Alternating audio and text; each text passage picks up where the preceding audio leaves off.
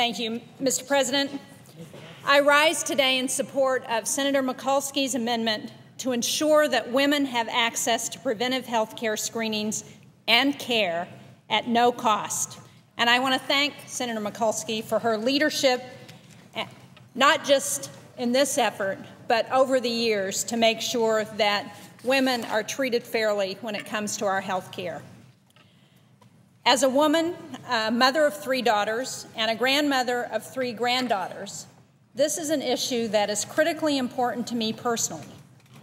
But as a former governor, now a U.S. Senator, and a policymaker, I understand that these preventive services that we're talking about today are not just good for women, but they're good for families, for the children and husbands and brothers and fathers of the women that we're talking about today. This amendment that we're talking about is good for our society as a whole.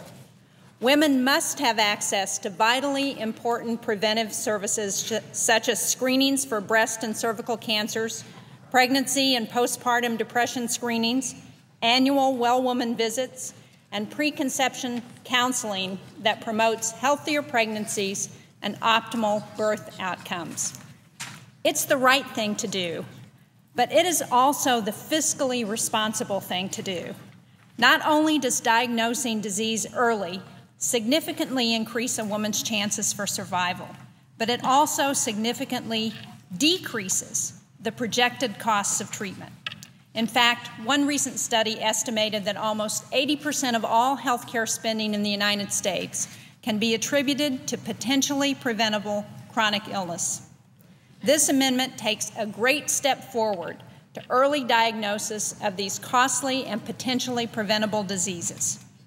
And, Mr. President, we must ensure that these important services are provided at no cost. Too often, women forego their health care needs because they're not affordable. We know that that cost plays a greater role in preventing women from accessing health care than it does men.